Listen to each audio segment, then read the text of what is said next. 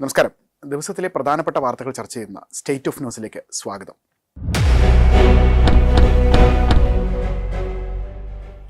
രക്തസാക്ഷി ഫണ്ട് വിവാദത്തിൽ പ്രതിരോധത്തിലാവുകയാണ് CPM.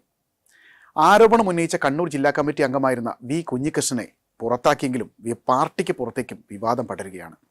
നിയമസഭാ തെരഞ്ഞെടുപ്പ് അടുത്തു നിൽക്കെ വിഷയം കൂടുതൽ ചർച്ചയാക്കാനാണ് കോൺഗ്രസിൻ്റെയും UDFിൻ്റെയും നീക്കം. ചൊവ്വാഴ്ച നിയമസഭയിൽ വിഷയം ഉന്നയിക്കാൻ ശ്രമിച്ചതും ഈ സാഹചര്യത്തിലാണ്. കുഞ്ഞികൃഷ്ണന്റെ ആരോപണങ്ങളിൽ പലതിനെയും പരോക്ഷമായി അംഗീകരിക്കുന്ന 2022 പാർട്ടി അന്വേഷണ കമ്മീഷൻ റിപ്പോർട്ടും ഇതിനിടെ പുറത്തു വന്നിട്ടുണ്ട്. പാർട്ടി കമ്മീഷനുകൾ ധനാപഹരണം നടത്തിയിട്ടില്ലെന്ന് കണ്ടെത്തിയതാണെന്നും ആരോപണങ്ങൾ അടിസ്ഥാനരഹിതമാണെന്നും പറഞ്ഞ് പിടിച്ചു നിൽക്കാനാണ് ജില്ലാ സെക്രട്ടറി KK രാജകേഷും സെക്രട്ടേറിയറ്റ് അംഗം MP ജയരാജനും അടക്കമുള്ളവർ ശ്രമിക്കുന്നത്. ആരോപണത്തിൽ പയ്യന്നൂരിൽ പാർട്ടി രണ്ടു തട്ടിലാണ്. കുഞ്ഞികൃഷ്ണൻ പുറത്താണെങ്കിലും അനുകൂലികളായ നിരവധി പേർ പാർട്ടിയിലും ഏരിയ കമ്മിറ്റിയിലും ഉൾപ്പെടെയുള്ളത് വിഭാഗീയത രൂക്ഷമാക്കുമെന്നാണ് വിലയിരുത്തൽ. കുഞ്ഞികൃഷ്ണനെ അനുകൂലിച്ച് ഒരു വിഭാഗം പാർട്ടി അനുഭാവികൾ നടത്തിയ പ്രകടനം പാർട്ടിക്ക് തലവേദനയായിട്ടുണ്ട്. പരസ്യ പ്രതികരണമില്ലെങ്കിലും കുഞ്ഞികൃഷ്ണന് പല നേതാക്കളുടെയും പിന്തുണയുണ്ട്. അടിയന്തരാവസ്ഥ കാലത്ത് CPM അംഗമായ ആളാണ് വി കുഞ്ഞികൃഷ്ണൻ. 50 വർഷത്തെ പാർട്ടി ബന്ധം അവസാനിപ്പിച്ചെന്ന് ഉറപ്പിച്ചാണ് നേതാക്കളുടെ സാമ്പത്തിക ക്രമക്കേട് ആരോപണം അദ്ദേഹം പുറത്തു പറയുന്നത്. 4 കൊല്ലം പാർട്ടിക്കുള്ളിൽ നടത്തിയ പോരാട്ടത്തിന് നീതി ലഭിച്ചില്ലെന്ന ബോധ്യത്തിലാണ് കുഞ്ഞികൃഷ്ണൻ വിവാദം ലോകത്തോട് വിളിച്ചു പറഞ്ഞത്. പാർട്ടി രക്തസാക്ഷിയായ ധൻരാജിന്റെ കുടുംബസഹായ ഫണ്ടിലെ ലക്ഷങ്ങൾ അന്നത്തെ CPM ഏരിയ സെക്രട്ടറി മധുസൂദനനും കൂട്ടാളികളും തട്ടിയെടുത്തു എന്ന തിരിച്ചറിവിലാണ് കുഞ്ഞികൃഷ്ണൻ തെളിവുകളടക്കം ആരോപണം ഉന്നയിക്കുന്നത്. പാർട്ടി ഓഫീസ് നിർമ്മാണത്തിലും പയ്യന്നൂരിലെ ഏരിയ കമ്മിറ്റി ഓഫീസ് നിർമ്മാണത്തിലും തെരഞ്ഞെടുപ്പ് ഫണ്ടിലും തട്ടിപ്പ് നടന്നുവെന്നും 1 കോടിയിലധികം രൂപ അപഹരിച്ചുവെന്നും കുഞ്ഞികൃഷ്ണൻ കണ്ടെത്തിയിരുന്നു. ബാങ്ക് അക്കൗണ്ട് വിവരങ്ങളും വ്യാജ രസീതി വിവരങ്ങളും അദ്ദേഹം പുറത്തു കൊണ്ടുവന്നു. എല്ലാം ബോധ്യപ്പെട്ടിട്ടും പരാതി ഒതുക്കി വെക്കാനാണ് പാർട്ടി ജില്ലാ കമ്മിറ്റി തീരുമാനിച്ചത്. വിവാദം പുറംലോകം അറിഞ്ഞതോടെ TI മധുസൂദനനെ പാർട്ടി ജില്ലാ സെക്രട്ടറിയിൽ നിന്നും ജില്ലാ കമ്മിറ്റിയിലേക്ക് തരം താഴ്ത്തി. കുഞ്ഞികൃഷ്ണനെ ഏരിയ കമ്മിറ്റി സെക്രട്ടറി സ്ഥാനത്ത് നിന്ന് പുറത്താക്കി. തുടർന്ന് MV ഗോവിന്ദൻ ഇടപെട്ട് ജില്ലാ കമ്മിറ്റിയിൽ ഉൾപ്പെടുത്തി. അവിടെയും പോരാട്ടം തുടർന്നു. EP ജയരാജനെതിരെ ആരോപണവും പയ്യന്നൂരിലെ നേതാക്കൾ സഹകരണ സംഘത്തിന്റെ മറവിൽ 20 കോടിയുടെ ഭൂമി ഇടപാട് നടത്തിയതും വിളിച്ചു പറഞ്ഞു അദ്ദേഹം. ഇതോടെ അദ്ദേഹം പലരുടെയും കണ്ണിലെ കരടായി. തുടർന്നാണ് അദ്ദേഹം പാർട്ടിക്ക് പുറത്തെത്തുന്നത്. TI മധുസൂദനനെ പയ്യന്നൂരിൽ വീണ്ടും മത്സരിപ്പിക്കാനുള്ള നീക്കത്തിലാണ് CPM. എന്നാൽ കുഞ്ഞികൃഷ്ണന്റെ വെളിപ്പെടുത്തലുണ്ടാക്കിയ കോളിളക്കവും വിഭാഗീയതയും മധുസൂദനനെ മാറ്റി നിർത്താൻ കാരണമായേക്കും. മറിച്ച് മധുസൂദനനെ മത്സരിപ്പിക്കാനാണ് തീരുമാനമെങ്കിൽ തിരിച്ചടിക്ക് സാധ്യതയുണ്ടെന്നും CPM വിലയിരുത്തുന്നുണ്ട്. ഇനി ഇന്നത്തെ ദേശീയ വാർത്തയിലേക്ക്. അമേരിക്കയുടെ പരസ്യമായ എതിർപ്പ് നിലനിൽക്കുന്നതിനിടയിലും ഇന്ത്യ-യൂറോപ്യൻ യൂണിയൻ സ്വതന്ത്ര വ്യാപാര കരാർ അന്തിമമായിരിക്കുകയാണ്. ചൊവ്വാഴ്ച ഇന്ത്യ-യൂറോപ്യൻ യൂണിയൻ ഉച്ചകോടിയിൽ പ്രധാനമന്ത്രി നരേന്ദ്രമോദി കരാർ പ്രഖ്യാപിച്ചു.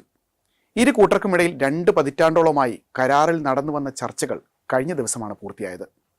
US താരിഫ് സമ്മർദ്ദത്തിൽ ഞെരുക്കത്തിലായ ഇന്ത്യയുടെ കയറ്റുമതി മേഖലയ്ക്ക് വലിയ പ്രതീക്ഷ നൽകുന്നതാണ് യൂറോപ്യൻ യൂണിയനുമായുള്ള ഈ കരാർ. European commission president Ursula von der ലെയനും European council president Antonio Costa എന്നിവരും ഡൽഹിയിലുണ്ട്. കരാർ കഴിയും വേഗം ഒപ്പിടാനാണ് ഇരു കൂട്ടരും തയ്യാറെടുക്കുന്നതെന്നാണ് വിവരം. വർഷങ്ങളോളം നീണ്ടുപോയ ചർച്ചകളും വിലപേശലും വളരെ വേഗത്തിൽ പൂർത്തിയാവുന്നതിന് പിന്നിൽ ട്രംപ് ഭരണകൂടത്തിന് കീഴിൽ മാറുന്ന ലോകക്രമം തന്നെയാണ്. നേരത്തെ വ്യാപാര കരാർ നിബന്ധനകളിൽ യൂറോപ്യൻ യൂണിയൻ പ്രതിനിധികളുടെ ഭാഗത്തുനിന്നുള്ള കടുംപിടുത്തങ്ങൾ ഏറെ ചർച്ചയായിരുന്നു. ഇതെല്ലാം വളരെ വേഗത്തിൽ പരിഹരിച്ച് ഇരു കൂട്ടരും വേഗത്തിൽ മുന്നോട്ട് പോകുന്നതാണ് കഴിഞ്ഞ ഏതാനും മാസങ്ങളിൽ കണ്ടത്. US-നോടും ചൈനയോടുമുള്ള ആശ്രിതത്വം കുറയ്ക്കുന്നതിന് ഇന്ത്യയുമായുള്ള കരാർ ഗുണകരമാവുമെന്ന നിലപാടിലാണ് യൂറോപ്യൻ യൂണിയൻ.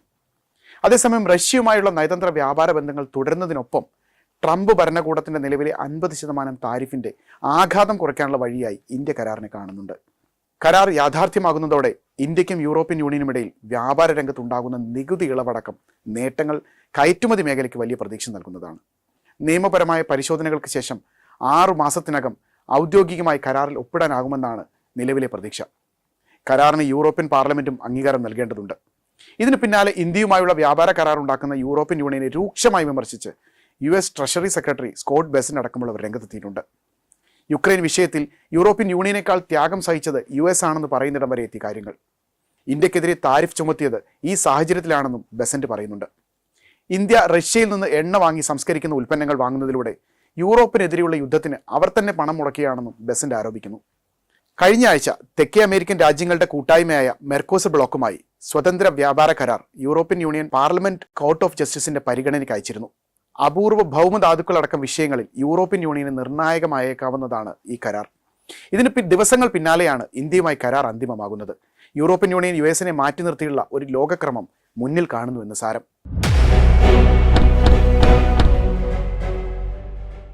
ഇനി ഇന്നത്തെ അന്താരാഷ്ട്ര വാർത്ത നോക്കാം. ഇസ്ലാമാബാദ് അന്താരാഷ്ട്ര വിമാനത്താവളം ഏറ്റെടുക്കാനുള്ള പദ്ധതിയിൽ നിന്ന് UAE പിന്മാറി. UAE president Sheikh Mohammed bin Zayed al നഹിയാന്റെ അപ്രതീക്ഷിത ഇന്ത്യ സന്ദർശനത്തിന് പിന്നാലെയാണ് പ്രഖ്യാപനം വരുന്നത്. 2025 ഓഗസ്റ്റ് മുതൽ കരാറിൽ UAEയും പാകിസ്ഥാനും തമ്മിൽ ചർച്ചകൾ നടത്തി വരികയായിരുന്നു. പദ്ധതിയോടുള്ള താല്പര്യം നഷ്ടപ്പെട്ടതും വിമാനത്താവള പ്രവർത്തനങ്ങൾ ഏറ്റെടുത്തു നടത്താൻ പ്രാദേശിക പങ്കാളിയെ കണ്ടെത്താനാവാത്തതുമാണ് പിന്മാറ്റത്തിന് കാരണമെന്നാണ് പാകിസ്ഥാൻ പ്രസിദ്ധീകരണമായ ദ എക്സ്പ്രസ് ട്രിബ്യൂൺ റിപ്പോർട്ട് ചെയ്യുന്നത്. തിരിച്ചടിക്ക് പിന്നിൽ മറ്റു കാരണങ്ങളൊന്നും പാക് മാധ്യമങ്ങൾ ചർച്ച ചെയ്യുന്നില്ല.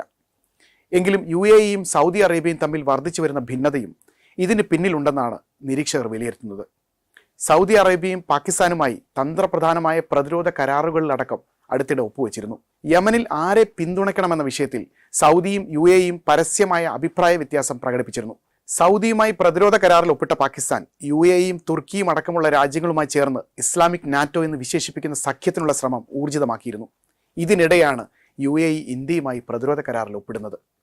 4 പതിറ്റാണ്ടുകൾക്ക് മുമ്പ് പാകിസ്ഥാന്റെ ഏറ്റവും വലിയ വ്യാപാര പങ്കാളിയായിരുന്നു UAE. രാജ്യത്തെ തൊഴിൽ മേഖലയിൽ നിന്ന് പാകിസ്ഥാനിലേക്ക് വലിയ തോതിൽ പണം ഒഴുകിയിരുന്നു. ഊർജ്ജ മേഖലയും പ്രതിരോധവും അടക്കം പദ്ധതികളിൽ ഇരു രാജ്യങ്ങളും കൈകോർത്തിരുന്നു. എന്നാൽ കാലക്രമേണ സുരക്ഷയിലും സാങ്കേതിക പ്രശ്നങ്ങളിലും കുരുങ്ങി ഇരു രാജ്യങ്ങളിലും അകലുന്നതാണ് കണ്ടത്. കഴിഞ്ഞ ആഴ്ച ഡൽഹി സന്ദർശന വേളയിൽ Sheikh Mohammed bin Zayed al Nahyan 900 Indian തടവുകാരുടെ മോചനത്തിന് അംഗീകാരം നൽകിയിരുന്നു. ദീർഘകാലത്തേക്ക് തന്ത്രപ്രധാനമായ സഖ്യത്തിനുള്ള സാധ്യതകളിൽ ഊന്നുന്നതായിരുന്നു കൂടിക്കാഴ്ചയ്ക്ക് ശേഷം പുറത്തിറക്കിയ സംയുക്ത പ്രസ്താവന. അഫ്ഗാനിസ്ഥാൻ അടക്കമുള്ള പ്രശ്നബാധിത മേഖലകളിൽ വിമാനത്താവളങ്ങൾ ഏറ്റെടുത്ത് നടത്തി പരിചയമുള്ള രാജ്യമാണ് UAE. അതുകൊണ്ട് തന്നെ എന്ത് കാരണം പറഞ്ഞായാലും ഇസ്ലാമാബാദ് വിമാനത്താവളത്തിൽ നിന്ന് പിന്മാറുന്നത് വ്യക്തമാക്കുന്നത് കൃത്യമായ നയമാറ്റം തന്നെയാണെന്ന് കരുതേണ്ടി വരും.